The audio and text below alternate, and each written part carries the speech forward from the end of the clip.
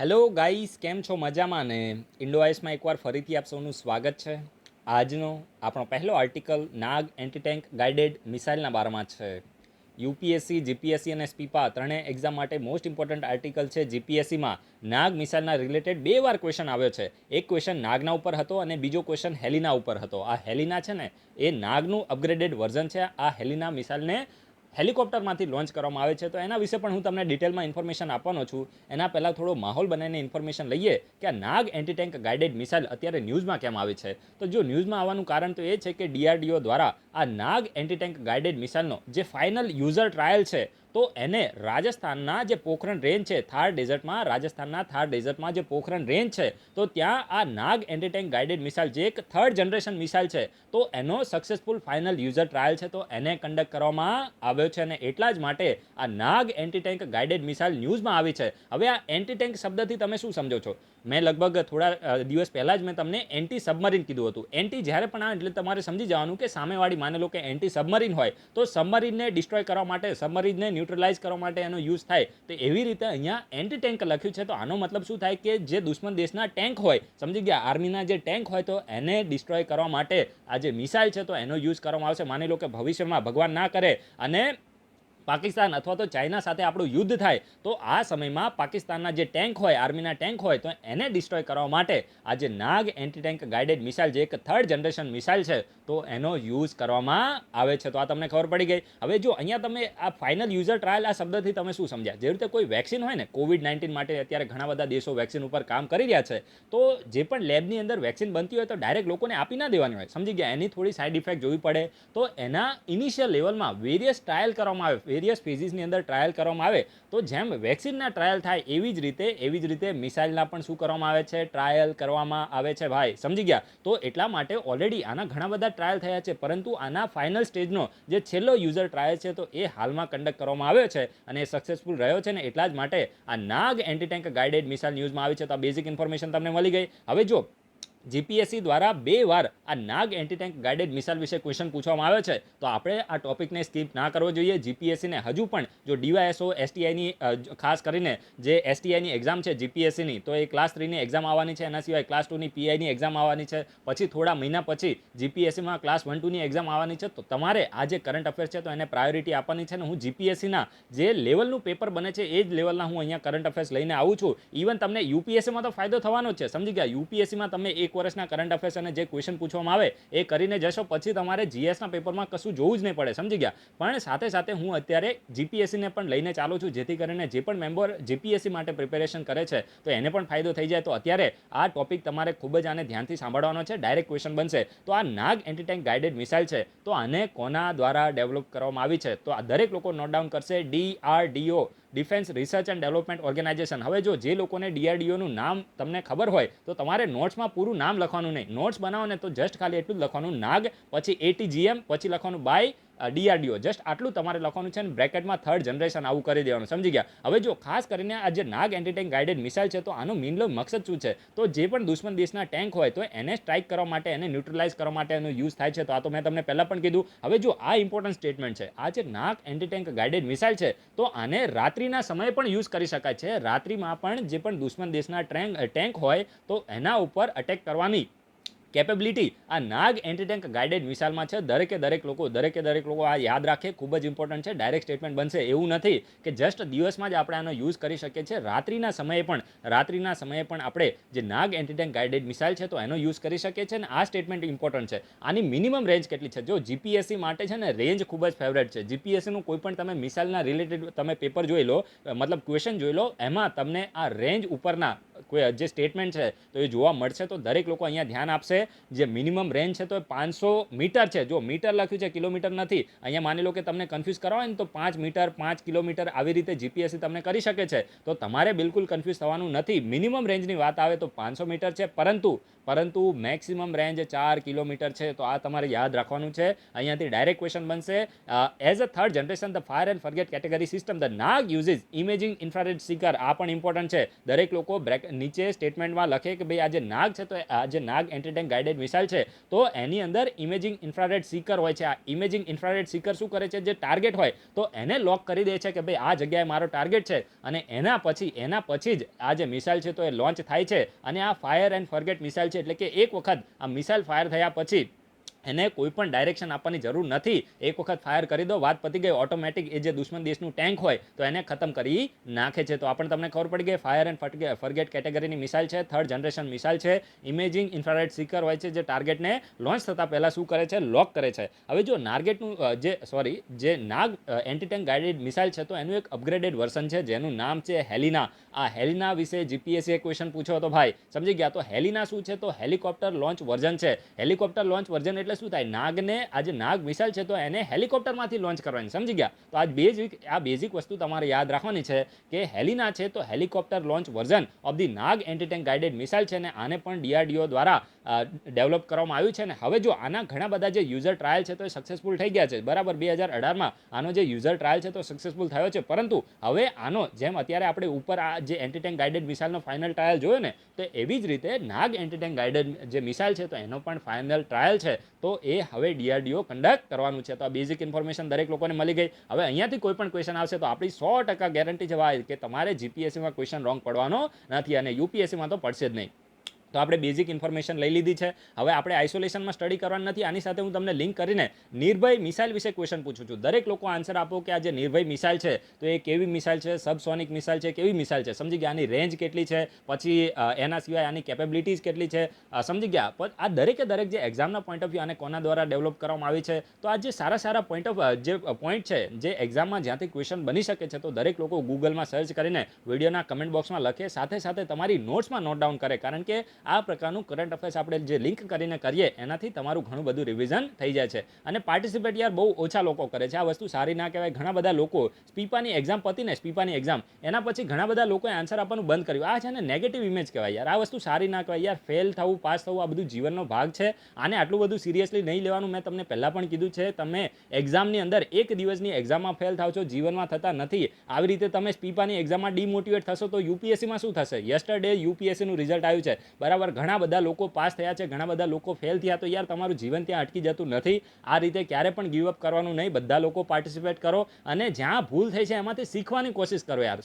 ફરક શું પડી ગયો, જીવન અટકી નથી ગયું ને, બરાબર. તો આ રીતે જે ઘણા બધા લોકોએ સ્પીપાની એક્ઝામ પછી આન્સર આપવાનું બંધ કર્યું તો આ વસ્તુ સારું ના કહેવાય. અને એક બ્યુરોક્રેટિક છે તો એને તો બ્યુરોક્રેટિક માઇન્ડવાળા જે પર્સન હોય તો એને તો આ પ્રકારનું અપ્સ એન્ડ ડાઉન તો જીવનમાં આવતા રહેવાના. એનાથી યાર સ્ટડીને કોઈ દિવસ મૂકી ના દેવાની હોય, સમજી ગયા. મેં તમને પહેલાં પણ કીધું છે, જે પણ એક્ઝામ હોય ને એમાં યા તો તમે શીખો છો અથવા તો તમે જીતો છો, બરાબર. ક્યારેય કોઈ ફેલ થતું નથી, તમે કોઈ હારતા નથી, જીવન ત્યાં અટકી જતું નથી. પેલા અટલ બિહારી વાજપેયી કે કોઈએ કીધું છે ને, ક્યાં હાર મેં ક્યાં જીત મેં કિંચિત નહીં ભયભીત મેં કર્તવ્ય પથ પર જો ચલા यह भी सही वो भी सही वरदान कभी न मांगूंगा चाहे कुछ भी हो जाए कभी हार नहीं मांगूंगा, बराबर છે, માનુંગા. તો આ રીતે મારે તમને એ કહેવું છે કે ભાઈ જીવનમાં હાર ના માનો અને આ બધું તો ચાલ્યા રાખશે, બરાબર. તમે માની લો કે યુપીએસસીમાં ઘણા બધા લોકો એવા પણ છે કે જે ઇન્ટરવ્યૂના સ્ટેજ ઉપર જઈને ફાઇનલ સ્ટેજ ઉપર જઈને ફેલ થાય છે. તમારે એ તો નથી થયું ને. તો એ રીતે તમારે થોડું ખુદને મોટિવેટ રાખવાનું છે અને કન્ટિન્યુઅસલી સ્ટડી કર્યા રાખો. તમે તમારા તરફથી બેસ્ટ આપો,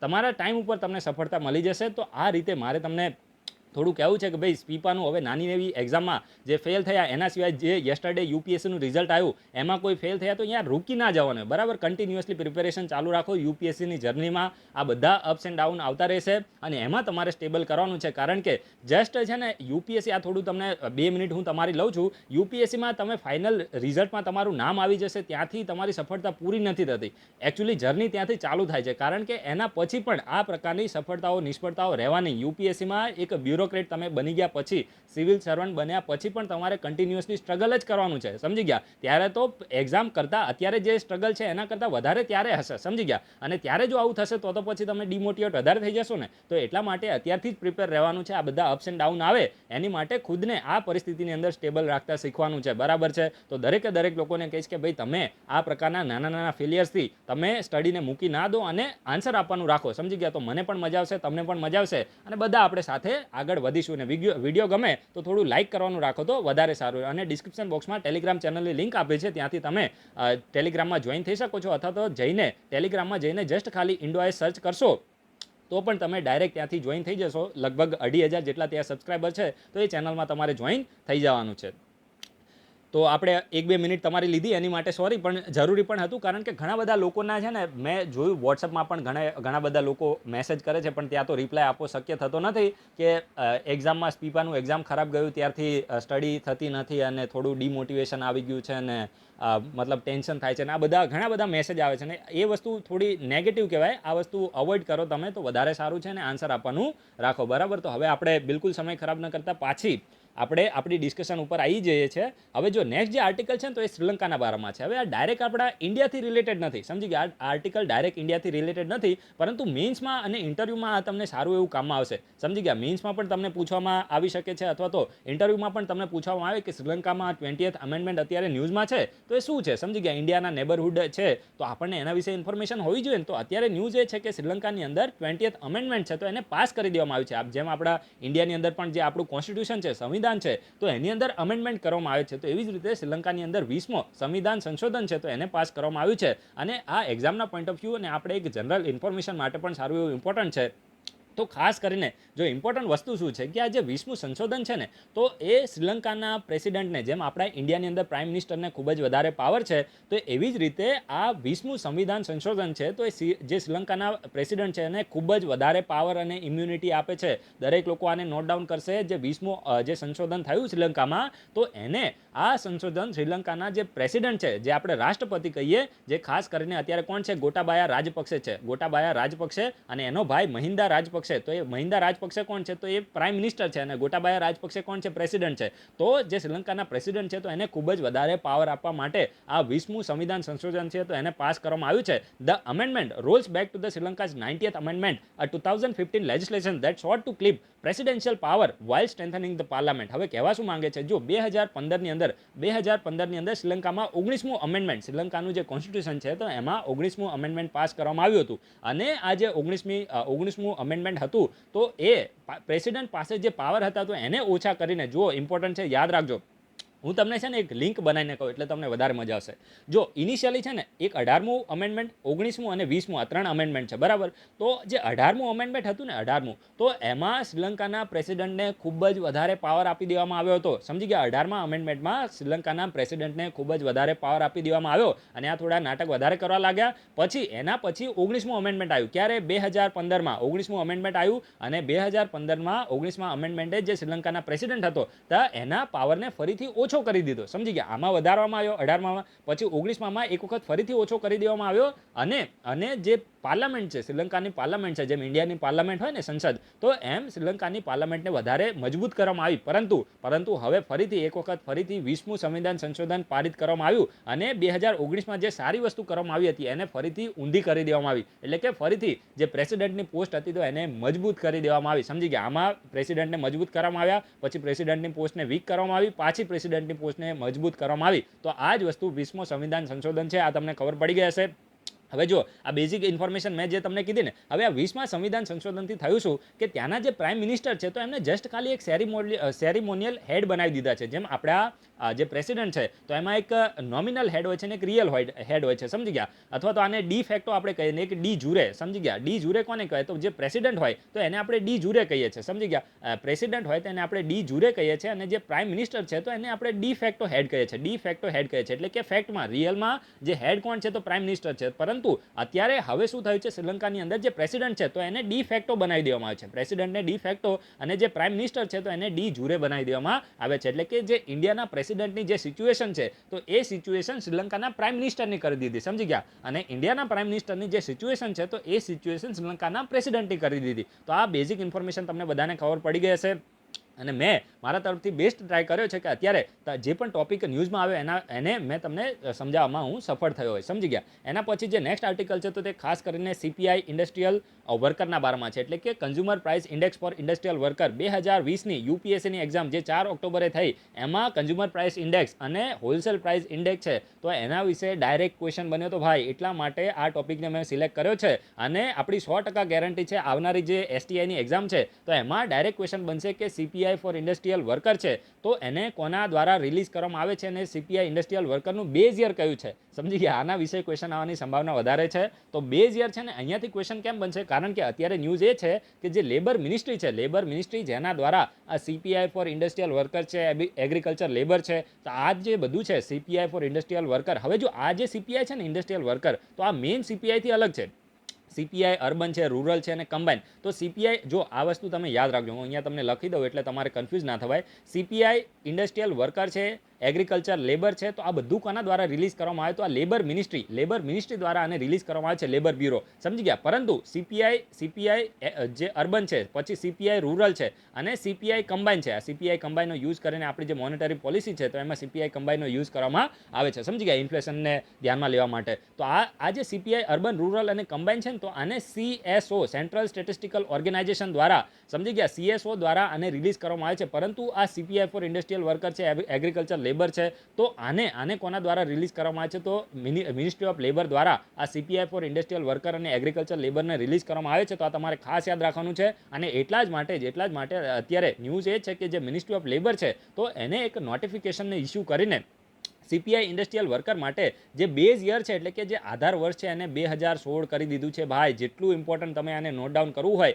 કરી દો, 2016 હવે બેઝ યર છે. શાની માટે તો સીપીઆઈ ઇન્ડસ્ટ્રીયલ વર્કર માટે ખૂબ જ ઇમ્પોર્ટન્ટ છે. પહેલાં કયું હતું તો 2001 હતું, હવે એને ચેન્જ કરીને 2016 કરી દેવામાં આવ્યું છે. દરેક લોકો આને નોટ ડાઉન કરશે અને 2001થી 16 કર્યું એ પણ તમે લખજો, કારણ કે માની લો કે તમને છે ને એક્ઝામમાં જીપીએસસીએ કન્ફ્યુઝ કરવા હોય. હવે જીપીએસસીની મને આદત ખબર છે, એક વખત પાઇપલાઇન છે ને તો એની સાઇઝ આખું સ્ટેટમેન્ટ બરાબર આપ્યું હતું, પરંતુ ખાસ કરીને જે આપણું ઇન્ડિયા અને નેપાળમાં એક પેટ્રોલિયમ પાઇપલાઇન છે તો એને બિછાવવામાં આવી હતી, તો એ પાઇપલાઇનની સાઇઝ છે ને એમાં નાટક કરી દીધા હતા, સમજી ગયા. આખું સ્ટેટમેન્ટ બરાબર હતું. તો એવી રીતે અત્યારે પણ બની શકે કે જીપીએસસી તમને 2001ની જગ્યાએ 2010થી 2016 કરી દે, તો ત્યાં તમે કન્ફ્યુઝ થઈ જાઓ. તો એટલા માટે તમારે ધ્યાન રાખવાનું છે કે 2001થી 2016 કર્યું છે, સમજી ગયા. જીપીએસસીની બધી આદતથી આપણે વાકેફ રહેવું પડે. હવે આપણે થોડી વધારે આના વિશે ઇન્ફોર્મેશન લઈએ તો the labour ministry has revise the base year for the consumer price index industrial worker from 2001 to 2016, giving more weight to spending on housing, education, health in the inflation index calculation. એટલે કે જે inflation index calculation, inflation એટલે શું થાય, ભાવ વધારો, index એટલે સૂચકાંક, બરાબર છે.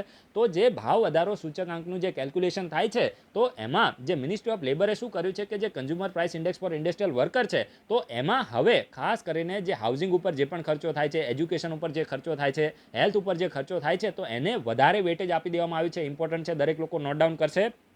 જે ફૂડ ઉપર ખર્ચો થતો હતો, ફૂડ એટલે આપણે જે ખોરાક ઉપર જે ખર્ચો કરીએ તો એનું વેટેજ ઓછું કરવામાં આવ્યું છે. હવે આનાથી રિલેટેડ યુપીએસસીમાં ક્વેશ્ચન પૂછવામાં આવ્યો હતો કે જે સીપીઆઈ છે, સીપીઆઈ તો એની અંદર આ ટોપિક અલગ છે, એ સીપીઆઈ વસ્તુ અલગ છે. મેં તમને હમણાં કીધું ને સીપીઆઈ અર્બન, કમ્બાઇન અને રૂરલ, બરાબર છે. તો એની વાત છે, પરંતુ હું જસ્ટ ખાલી તમને ઇન્ફોર્મેશન આપું છું કે જે સીપીઆઈ હોય ને તો એની અંદર સૌથી વધારે વેટેજ ફૂડનું હોય, અને આ જ સ્ટેટમેન્ટ યુપીએસસીમાં આપવામાં આવ્યું હતું. તો એવી રીતે જે સીપીઆઈ ઇન્ડસ્ટ્રીયલ વર્કર છે તો એમાં સૌથી વધારે વેટેજ શાનું છે, ફૂડનું છે. પરંતુ એ જે વેટેજ છે તો એનો પર્સન્ટેજ થોડો ઓછો કરવામાં આવે છે, પરંતુ હજુ પણ સૌથી વધારે વેટેજ શાનું છે તો ફૂડનું છે. હું તમને થોડી વાર પછી કહું છું. જસ્ટ આ સ્ટેટમેન્ટ તમે સમજી લો કે અત્યારે જે ચેન્જીસ કરવામાં આવ્યા તો એમાં કરવામાં એ આવ્યું છે કે જે હાઉસિંગ છે, એના સિવાય એજ્યુકેશન છે અને હેલ્થ છે, તો આના ઉપર જે પણ ખર્ચો થાય છે તો એનું જે વેટેજ છે તો એને સીપીઆઈ ઇન્ડસ્ટ્રીયલ વર્કર છે તો એમાં ચેન્જ કરવામાં આવ્યું છે. The revision in the base year will reflect the changing the consumption pattern of the working class population over the year. એટલે કે આ જે બેઝ યરમાં રિવિઝન કરવામાં આવ્યું તો એ ખાસ કરીને ઓવર ધ યર, એટલે કે વર્ષો આ ચેન્જ સમય પ્રમાણે જે ઇન્ડસ્ટ્રીયલ વર્કર છે, ઇન્ડસ્ટ્રીયલ વર્કિંગ ક્લાસ પોપ્યુલેશન છે, તો આ લોકોની જે કન્ઝમ્પશન પેટર્ન ચેન્જ થઈ રહી છે તો એને ધ્યાનમાં લઈને જે બેઝ યર છે તો એમાં ચેન્જીસ કરવામાં આવે છે. Following the changes increase in the base year, the index will give 39% weightage to the food. હવે જો આ ઇમ્પોર્ટન્ટ છે કે આ જે નવો બેઝ યર વાળું ઇન્ડેક્સ આવ્યું તો આની અંદર ફૂડ એન્ડ બેવરેજીસ એટલે કે જે આપણે ખોરાક ખાઈએ અને બેવરેજીસ એટલે પીણું, તો એની અંદર એનું વેટેજ કેટલું છે? તો એનું વેટેજ છે 39%. દરેક લોકો આને નોટ ડાઉન કરશે. પહેલા વેટેજ કેટલું હતું? ફૂડ એન્ડ બેવરેજીસનું પહેલા વેટેજ હતું 2001 પ્રમાણે 46.2%, પરંતુ હવે એને ઘટાડીને 39% કરવામાં આવ્યું છે. તો 39% તમે દરેક લોકો નોટ ડાઉન કરજો. એના પછી જે ખાસ કરીને હાઉસિંગ ઉપર, જે હાઉસિંગનું ઉપર જે પણ આપણું સ્પેન્ડિંગ થાય છે તો એનું વેટેજ કેટલું હતું? તો એનું વેટેજ પહેલાં 17% હતું, એને હવે 15.2% કરી દેવામાં આવ્યું છે. દરેક લોકો આને નોટ ડાઉન કરશે. તો સોરી, જો પહેલાં 15.2% હતું એને હવે 17% કરવામાં આવ્યું છે. દરેક લોકો આને નોટ ડાઉન કરશે કે પહેલાં હાઉસિંગનું વેટેજ જસ્ટ ખાલી 15.2% હતું, એને વધારીને 17% કરી દેવામાં આવ્યું છે. તો આપણે તમારે ધ્યાન લેવાનું છે. એના પછી જે ખાસ કરીને જે હેલ્થ છે, એજ્યુકેશન ઉપર જે પણ ખર્ચો થાય છે, ટ્રાન્સપોર્ટ ઉપર જે પણ ખર્ચો થાય છે, તો એમાં સાઇઝેબલ જમ્પ કરવામાં આવે છે. પહેલાં જસ્ટ ખાલી 23% હતું, એને વધારીને હવે 30% કરી દેવામાં આવ્યું છે. આ પર્સન્ટેજ છે ને દરેક લોકો નોટ ડાઉન કરશે. ડાયરેક્ટ ક્વેશ્ચન બની જશે. સમજી ગયા? ડાયરેક્ટ આ પ્રકારના સ્ટેટમેન્ટ જીપીએસસી ફોર્મ કરી શકે છે. જે એજ્યુકેશન છે, હેલ્થ છે અને ટ્રાન્સપોર્ટ છે, તો આનો જે વેટેજ છે તો પહેલાં 23% હતું, એને વધારીને હવે 30% કરી દેવામાં આવ્યું છે. તો એક્ઝામના પોઈન્ટ ઓફ વ્યૂ રેલેવન્ટ છે. દરેક લોકો એને પણ નોટ ડાઉન કરશે. The CPI industrial worker is use as a benchmark for the calculating the dearness allowances for the government employees, dearness relief for the pensioners and wages for the industrial worker in some sector. હવે આ સમ sector લખ્યું ને, આનું થોડું important છે, હું તમને કહું છું. હવે જો ખાસ કરીને આ જે સીપીઆઈ ઇન્ડસ્ટ્રીયલ વર્કરમાં જે પણ ચેન્જીસ કરવામાં આવ્યા છે, તો આ ખાસ કરીને જે ગવર્મેન્ટના એમ્પ્લોઈઝ હોય, સરકારી જે અધિકારીઓ હોય, કર્મચારીઓ હોય, તો એ લોકોના જે મોંઘવારી ભથ્થા, ડિયરનેસ અલાવન્સીસ એટલે શું થાય? મોંઘવારી ભથ્થા, અને જે પણ રિટાયર કર્મચારી હોય તો એ લોકોને પેન્શન મળતું હોય ને, તો ખાસ કરીને જે ડિયરનેસ રિલીફ છે, તો આના ઉપર આની ડાયરેક્ટ ઇમ્પેક્ટ જોવા મળશે. અને આને બેચમાર્ક તરીકે એટલે કે એક આધાર તરીકે આને જોવામાં આવશે. એના સિવાય જે અમુક જે કહેવાય ને કે ઇન્ડસ્ટ્રીની અંદર જે કર્મચારીઓ કામ કરતા હોય, તો એ જે ઇન્ડસ્ટ્રીયલ વર્કર છે તો એની વેજીસમાં પણ આને થોડું બેચમાર્ક માનીને એ વેજીસમાં પણ ચેન્જીસ કરવામાં આવશે. પરંતુ એ દરેક ઇન્ડસ્ટ્રીયલ સેક્ટરને લાગુ પડતું નથી. પરંતુ જે સરકારી કર્મચારીઓ છે તો એને તો આનો ફાયદો થાય છે. Though it may not impact the salary of the industrial worker and dearness allowances of the government staff immediately. It will have a cascading impact on the salary, dearness allowances and dearness relief of the worker and the pensioner. એટલે કહેવા એ માંગે છે કે directly આ જે salary છે, government એમ્પ્લોઈઝની salary છે અને ઇન્ડસ્ટ્રીયલ વર્કર છે, તો એના ઉપર ડાયરેક્ટ આની કોઈ ઇમ્પેક્ટ નહીં થાય, પણ આની જે કેસ્કેડિંગ ઇમ્પેક્ટ છે તો એ તો જોવા મળશે. શાની ઉપર? તો ડિયરનેસ અલાવન્સીસ છે, એના પછી જે પેન્શનર છે તો આમનું જે ડિયરનેસ રિલીફ હોય તો આના ઉપર કેસ્કેડિંગ ઇમ્પેક્ટ છે તો એ ભવિષ્યની અંદર જોવા મળશે. તો આ બધું ફાલતુ વસ્તુ, અહીંયાથી કોઈ ક્વેશ્ચન ના બને. ક્વેશ્ચન અહીંયાથી મેં જે તમને વેટેજ વાળું કીધું ને, એના ઉપરથી ક્વેશ્ચન બનશે. એના સિવાય આ જે સીપીઆઈ ફોર ઇન્ડસ્ટ્રીયલ વર્કર છે તો એને કોના દ્વારા રિલીઝ કરવામાં આવે છે, બેઝ યર કયું છે, તો આના ઉપરથી ક્વેશ્ચન બનશે. બાકી બધું ફાલતુ ઇન્ફોર્મેશન નીચે મેં તમને કીધી, આ જસ્ટ ખાલી તમારી ઇન્ફોર્મેશન માટે છે. અહીંયાથી કોઈ પણ ક્વેશ્ચન બનવાની સંભાવના નથી. હવે આપણે એક વખત ફરીથી છે ને આ સીપીઆઈને જે ડબલ્યુપીઆઈ છે ને, થોડો કન્ફ્યુઝિંગ ટોપિક છે, એટલા માટે તમારે રિવિઝન કરવાનું છે. અને આ મોસ્ટ ઇમ્પોર્ટન્ટ છે. દરેક લોકો આ વિડીયોના કમેન્ટ બોક્સમાં સીપીઆઈ અને ડબલ્યુપીઆઈ, હવે જો મને ખબર છે કે ઘણા બધા લોકોએ ઓલરેડી આના વિશે કમેન્ટ કરેલી છે, પરંતુ હું તમને એક વખત ફરી કહીશ, કારણ કે આ સીપીઆઈ અને ડબલ્યુપીઆઈ ખૂબ જ કન્ફ્યુઝિંગ છે. આમાં સૌથી વધારે વેટેજ શાનું છે? શામાં સર્વિસને કાઉન્ટ કરવામાં આવે છે, સર્વિસને કાઉન્ટ કરવામાં શામાં નથી આવતી, કોના દ્વારા રિલીઝ કરવામાં આવે છે, બેઝ યર કયું છે, આ ખૂબ જ કન્ફ્યુઝિંગ છે. દરેક લોકો ગૂગલમાં સર્ચ કરીને સીપીઆઈ વર્સિસ ડબલ્યુપીઆઈ કરો અને જે પણ ઇમ્પોર્ટન્ટ પોઈન્ટ મળે એને કોપી કરીને વિડીયોના કમેન્ટ બોક્સમાં કમેન્ટ કરો અને તમારી નોટ્સમાં નોટ ડાઉન કરો, કારણ કે એક્ઝામના પોઈન્ટ ઓફ વ્યૂ ખૂબ જ રેલેવન્ટ છે. અને આ કોઈ પણ એક્ઝામ તમે ઉઠાઈ લો, આ સીપીઆઈ અને ડબલ્યુપીઆઈ ઉપર ક્વેશ્ચન બનશે, તો જેના ઉપર ક્વેશ્ચન બનાવવાની સંભાવના વધારે હોય, આપણે ક્યારે પણ એને સ્કીપ કરવાનું નથી. એના પછી જે નેક્સ્ટ આર્ટિકલ છે તો તે ખાસ કરીને G20 એન્ટી કરપ્શન વર્કિંગ ગ્રુપના બારામાં છે. G20 એન્ટી કરપ્શન વર્કિંગ ગ્રુપના બારામાં છે. અત્યારે ન્યૂઝ શું છે? તો ન્યૂઝ એ છે કે જે આ જે G20 anti corruption working group છે ને, જેને આપણે શોર્ટમાં શું કહે છે, ACWG કહીએ છીએ, તો એની જે પહેલી મિટિંગ છે, એની પહેલી મિટિંગ તો એ સાઉદી અરેબિયામાં હેલ્ડ થઈ છે. સાઉદી અરેબિયા દ્વારા આ જે G20 anti corruption working group છે તો એની જે પહેલી મિટિંગ છે તો એને વર્ચ્યુઅલી હોસ્ટ કરવામાં આવી છે. અત્યારે આ મિટિંગ વર્ચ્યુઅલી થઈ છે, કોવિડ-19 પેન્ડેમિક ચાલી રહ્યો છે, સમજી ગયા. પરંતુ અત્યારે જે G20 છે તો એની ચેરમેનશિપ કોની પાસે છે? તો સાઉદી અરેબિયા પાસે છે, સમજી ગયા. એટલા જ માટે આ જે G20 એન્ટી કરપ્શન વર્કિંગ ગ્રુપની જે સમિટ થઈ, જે મિટિંગ થઈ, તો એને કોના દ્વારા હોસ્ટ કરવામાં આવી? તો સાઉદી અરેબિયા દ્વારા હોસ્ટ કરવામાં આવી. એસ્ટાબ્લિશ હવે જો આજે G20 anti corruption working group છે ને, તો આને કોના દ્વારા એસ્ટાબ્લિશ કરવામાં આવ્યું છે? તો G20 જે ગ્રુપ છે તો એના જે લીડર છે, તો એમાં 2010માં ટોરન્ટો સમિટ થઈ હતી. દરેક લોકો નોટ ડાઉન કરશે. ડાયરેક્ટ અહીંયાથી જ ક્વેશ્ચન બનશે કે G20 એન્ટી કરપ્શન વર્કિંગ ગ્રુપને ક્યારે સેટઅપ કરવામાં આવ્યું હતું? તો 2010માં. અને કઈ સમિટમાં? તો ટોરન્ટો સમિટ જે G20 લીડરની ટોરન્ટો સમિટ થઈ, તો એમાં 2010માં આ G20 anti corruption working group છે તો એને એસ્ટાબ્લિશ કરવામાં આવ્યું. Responsible four updating and implementing the G20 anti corruption action plan. હવે આ જે G20 anti corruption action plan છે તો આને અપડેટ કરવું અને ઇમ્પ્લિમેન્ટ કરવા માટેની જે જવાબદારી છે તો આ G20 એન્ટી કરપ્શન વર્કિંગ ગ્રુપને આપવામાં આવી છે. અને આ રિપોર્ટ કોને કરે છે? એટલે કે માની લો કે પોતાના એનો સુપિરિયર કોઈ હોય ને, તો આ G20 anti corruption working group છે તો G20 લીડરને રિપોર્ટ કરે છે. તો આ પણ તમારે યાદ રાખવાનું છે. એના સિવાય જે ખાસ કરીને જે ઇન્ટરનેશનલ ઓર્ગેનાઇઝેશન છે, જેવી રીતે યુનાઇટેડ નેશન, જે Organisation for Economic Cooperation and Development છે, યુનાઇટેડ નેશન છે, એના સિવાય વર્લ્ડ બેંક છે, ઇન્ટરનેશનલ મોનેટરી ફંડ છે, ફાઇનાન્શિયલ એક્શન ટાસ્ક ફોર્સ છે, તો આ વેરિયસ જે ઇન્ટરનેશનલ ઓર્ગેનાઇઝેશન છે તો એની સાથે પણ ક્લોઝ કોઓપરેશનમાં આ G20 anti corruption working group છે તો એ કાર્ય કરે છે. તો બેઝિક ઇન્ફોર્મેશન તમારે યાદ રાખવાનું છે. ડાયરેક્ટ ક્વેશ્ચન બની શકે છે.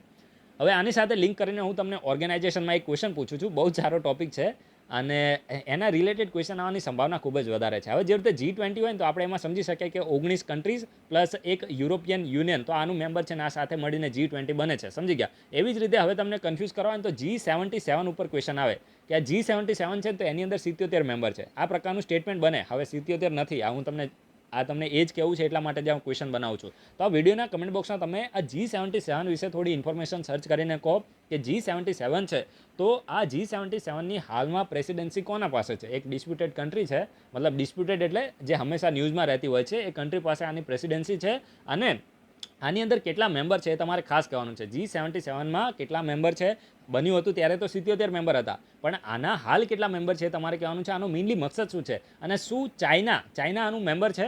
સમજી ગયા? ચાઇના આનું મેમ્બર છે કે નહીં? અને નથી તો અને છે તો મતલબ કઈ રીતે અને નથી તો પછી જ્યારે કોઈ પણ આની ડિક્લેરેશન આવે તો એ ડિક્લેરેશનમાં કયા પ્રકારનું સ્ટેટમેન્ટ આવે છે? આ ખૂબ જ છે ને ન્યૂઝમાં પણ રહ્યું હતું ભાઈ. સમજી ગયા? એટલા માટે જ હું આને કવર કરું છું. તો તમારે થોડું આના વિશે ઇન્ફોર્મેશન સર્ચ કરીને કહેવાનું છે કે G77 શું છે, ક્યારે આને બનાવવામાં આવ્યું હતું, કઈ કઈ કન્ટ્રીઝ આની મેમ્બર છે, કઈ ઇન ધ સેન્સ કે કેટલી કન્ટ્રીઝ અને ચાઇનાનું મેમ્બર છે કે નહીં. ઇન્ડિયા તો મેમ્બર જ છે. સમજી ગયા? એ તો હું તમને અત્યારથી જ કહી દઉં છું. બાકી જે ચાઇના વિશેની ઇન્ફોર્મેશન છે એ સારી થોડી ઇન્ફોર્મેશન છે, એટલે તમે એના વિશે ઇન્ફોર્મેશન સર્ચ કરીને વિડીયોના કમેન્ટ બોક્સમાં કરો અને તમારી નોટ્સમાં નોટ ડાઉન કરો. એના પછી જે નેક્સ્ટ આર્ટિકલ છે તો તે ખાસ કરીને લાઈફ ઇન મિનિએચર પ્રોજેક્ટના બારામાં છે. એક્ઝામ માટે રેલેવન્ટ છે. આર્ટ એન્ડ કલ્ચરમાં ડાયરેક્ટ ક્વેશ્ચન બનશે. હવે આ મિનિએચર એટલે તમે સમજી શકો ને, એક મિનિએચર પેઇન્ટિંગ આવે ને એક મ્યુરલ પેઇન્ટિંગ આવે. મિનિએચર કોને કહેવાય? જે નાની સાઇઝનું પેઇન્ટિંગ હોય. સમજી ગયા? એને આપણે મિનિએચર કહીએ છીએ. નાની સાઇઝ મિની, આ રીતે તમે લિંક કરી દો. મિની એટલે નાનું. સમજી ગયા? તો મિનિએચર પેઇન્ટિંગ એટલે નાની સાઇઝમાં જે પણ પેઇન્ટિંગ કરવામાં આવે તો એને આપણે મિનિએચર પેઇન્ટિંગ કહે છે. અને મ્યુરલ પેઇન્ટિંગ કોને કહેવાય? જે મોટી મોટી દિવાલ ઉપર કરવામાં આવે ને. મ્યુરલ એટલે જે મોટી દિવાલો ઉપર, જેને આપણે ઇંગ્લિશમાં વોલ કહીએ, તો એના ઉપર જે પણ પેઇન્ટિંગ કરવામાં આવે તો એને આપણે મ્યુરલ પેઇન્ટિંગ કહીએ છીએ. તો આનાથી જ રિલેટેડ આ આર્ટિકલ છે. તો લાઈફ ઇન મિનિએચર પ્રોજેક્ટ. તો જો અત્યારે ખાસ કરીને આ જે લાઈફ ઇન મિનિએચર પ્રોજેક્ટ છે તો આ પ્રોજેક્ટ કોના દ્વારા લોન્ચ કરવામાં આવે છે? ક્વેશ્ચન અહીંયાથી જ બનશે. તો ખાસ કરીને જે નેશનલ મ્યુઝિયમ જે ન્યૂ દિલ્હીમાં આવ્યું છે તો એને મિનિસ્ટ્રી ઓફ કલ્ચર્સ અને ગૂગલ આર્ટ એન્ડ કલ્ચર સાથે મળીને, એક વખત ફરીથી બોલું છું, આ જે લાઈફ ઇન મિનિએચર પ્રોજેક્ટ છે તો એ જે નેશનલ મ્યુઝિયમ જે ન્યૂ દિલ્હીમાં આવ્યું છે તો એને મિનિસ્ટ્રી ઓફ કલ્ચર અને ગૂગલ આર્ટ એન્ડ કલ્ચર સાથે મળીને આ લાઈફ ઇન મિનિએચર જે પ્રોજેક્ટ છે તો એને લોન્ચ કર્યો છે. The several hundreds of the miniature painting from the National Museum New Delhi can be viewed online on Google art and culture by the people around the world under this project. એટલે આ કહેવાય એ માંગે છે કે આ પ્રોજેક્ટના તહેત જે નેશનલ મ્યુઝિયમની અંદર જે પણ હંડ્રેડ્સ ઓફ જે મિનિએચર પેઇન્ટિંગ જોવા મળે છે તો એ જે મિનિએચર પેઇન્ટિંગ છે તો એ લોકો, વિશ્વના લોકો જે ગૂગલ આર્ટ એન્ડ કલ્ચર છે તો એના જરીએ લોકો શું કરી શકશે? આને ડિજિટલી આને એક્સેસ કરી શકશે અને જોઈ શકશે. The project uses technologies like machine learning, augmented reality and digitization with the high detection robotics camera to showcase the special work of the art in a magical way, new way. તો આ બધું ફાલતુ વસ્તુ છે કે ભાઈ જે machine learning છે, પછી ઓગમેન્ટેડ રિયાલિટી છે, digitize with the high definitions, robotic camera છે, આ બધાનો યુઝ કરીને જે પેઇન્ટિંગ છે તો એને શોકેસ કરવામાં આવશે. આ બધું ફાલતુ વસ્તુ છે. અહીંયાથી ક્વેશ્ચન નહીં આવે અને આ બીજા સ્ટેટમેન્ટમાંથી પણ ક્વેશ્ચન બનવાનો નથી. સમજી ગયા? જસ્ટ ખાલી તમારે એટલું યાદ રાખવાનું છે કે આ કોનો પ્રોજેક્ટ છે. અને એમ પણ તમે લખી દો કે ભાઈ નેશનલ મ્યુઝિયમનું જે પેઇન્ટિંગ છે તો એને ગૂગલ આર્ટ એન્ડ કલ્ચરના જરીએ ડિજિટલ વેમાં એને શોકેસ કરવામાં આવશે અને લોકોને એનાથી કહેવાય ને કે અવેર કરવામાં આવશે. તો આ રીતે તમે થોડું લખી દો તો એક્ઝામમાં કદાચ સ્ટેટમેન્ટ આવી જાય તો તમારું સહેજ પણ ખોટું પડવું જોઈએ નહીં. એના પછી જે નેક્સ્ટ આર્ટિકલ છે તો એ ઇન્ફોડેમિક ટર્મના બારામાં છે. હવે છે ને યુપીએસસીની આ ટર્મ ફેવરેટ છે. જીપીએસસીમાં આનાથી ક્વેશ્ચન આવવાની સંભાવના ઓછી છે, પરંતુ યુપીએસસીને પણ ધ્યાનમાં લઈને તમારે પ્રિપેરેશન કરવાની છે, સમજી ગયા. તો આ ઇન્ફોડેમિક ટર્મ અત્યારે ન્યૂઝમાં કેમ જોવા મળે છે? તો જો જે વર્લ્ડ હેલ્થ ઓર્ગેનાઇઝેશન છે ને, તો એમના ચીફ સાયન્ટિસ્ટ છે જેનું નામ છે સૌમ્યા સ્વામીનાથન. તો આ સૌમ્યા સ્વામીનાથન દ્વારા આ ઇન્ફોડેમિક ટર્મ છે તો એનો યુઝ કરવામાં આવે છે, સમજી ગયા. આજથી છે ને થોડા મહિના પહેલાં જે લોકડાઉન થયું ને ત્યારે એક શેડો પેન્ડેમિક, એ હું તમને એના રિલેટેડ હું તમને ક્વેશ્ચન પૂછું છું. આ જે શેડો પેન્ડેમિક છે ને, તો યુએન વુમેન દ્વારા આ શેડો પેન્ડેમિક ટર્મ છે તો એને યુઝ કરવામાં આવી હતી. એના વિશે હું તમને ક્વેશ્ચન પૂછીશ. એના પહેલાં આપણે ઇન્ફોડેમિક વિશે થોડી ઇન્ફોર્મેશન લઈએ. તો જે ખાસ કરીને જે વર્લ્ડ હેલ્થ ઓર્ગેનાઇઝેશનના ચીફ સાયન્ટિસ્ટ છે જેનું નામ છે સૌમ્યા સ્વામીનાથન, તો એમને એવું કીધું છે કે આ કોવિડ-19 પેન્ડેમિક તો ચાલી રહ્યો છે, પણ એની સાથે સાથે અત્યારે ઇન્ફોડેમિક પણ ચાલે છે. તો ઇન્ફોડેમિક એટલે શું થાય? જ્યારે સોશિયલ મીડિયામાં ખૂબ જ વધારે જે માહિતી છે, ઇન્ફોર્મેશન છે તો ફેલાઈ રહી છે, અને આ પણ ઇન્ફોર્મેશન કેવી છે? મોટા ભાગની ફોલ્સ અને કેવી છે કે જૂઠી માહિતી અત્યારે સોશિયલ મીડિયાની અંદર ફેક માહિતી છે, તો એ અત્યારે ફેલાઈ રહી છે. અને આને જ અત્યારે જે ચીફ સાયન્ટિસ્ટ છે વર્લ્ડ હેલ્થ ઓર્ગેનાઇઝેશનના, તો આને ઇન્ફોડેમિક કીધું છે, સમજી ગયા. જેમ પેન્ડેમિક હોય એવી રીતે આને ઇન્ફોડેમિક કીધું છે. જો અહીંયા લખ્યું જતા, infodemic is having too much information including the false or misleading information particularly on the social media. એટલે કે ખૂબ જ વધારે ઇન્ફોર્મેશન હોવી,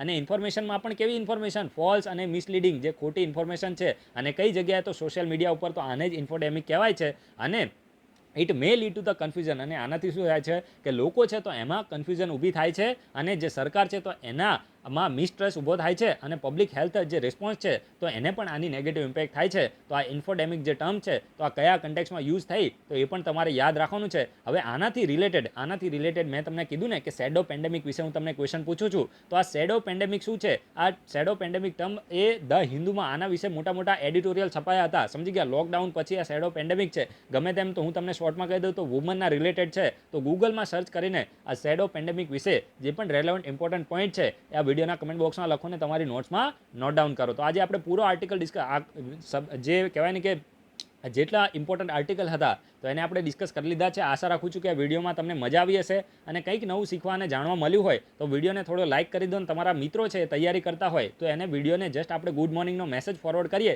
એવી રીતે આપણી જે લિંક છે તો એને ફોરવર્ડ કરી દો. તો કદાચ જો એક્ઝામમાં એને 1 માર્ક્સ પણ આવી જશે તો એના જે આશીર્વાદ છે તો એ તમને થોડા મળી જશે, બરાબર. અને વિડીયો ગમે તો લાઇક કરી અને નીચે જે ટેલિગ્રામ ચેનલની લિંક છે ત્યાંથી તમારે જે ટેલિગ્રામ ચેનલ છે તો એને પણ સબસ્ક્રાઇબ કરી દેવાની છે, જેથી કરીને આમાં યુટ્યુબમાં શું થાય છે કે ઘણી બધી નોટિફિકેશન આવે, ઘણી બધી ચેનલો છે, પણ ટેલિગ્રામમાં શું થાય કે પ્રાઇવેટ તમને નોટિફિકેશન મળે તો જે પણ અપડેટ આવે તો એને આપણે ત્યાં નાખી દઈએ છીએ, જેથી કરીને જેવી રીતે માની લો કે સ્પીપા છે, જીપીએસસી અને યુપીએસસીની કોઈ પણ અપડેટ હોય તો ડાયરેક્ટ એ તમને ટેલિગ્રામમાં મળી જાય છે, જે અત્યારે યુટ્યુબમાં પોસિબલ નથી. તો તમારે ટેલિગ્રામ ચેનલને ખાસ જોઈન કરી લેવાની છે. તો આજે આપણે પૂરો વિડીયો છે તો એને ડિસ્કસ કરી લીધો છે, અને આપણે હવે અહીંયા આપણે પૂરું ઇનામ લગાવીએ છીએ. તમે કન્ટિન્યુઅસલી સ્ટડી કરતા રહેજો અને સહેજ પણ ડિમોટિવેટ થવાનું નથી. જીવન છે બધું ચાલ્યા રાખે. So guys, thanks for watching. તમારા બધાને કીધું શુભ જાય.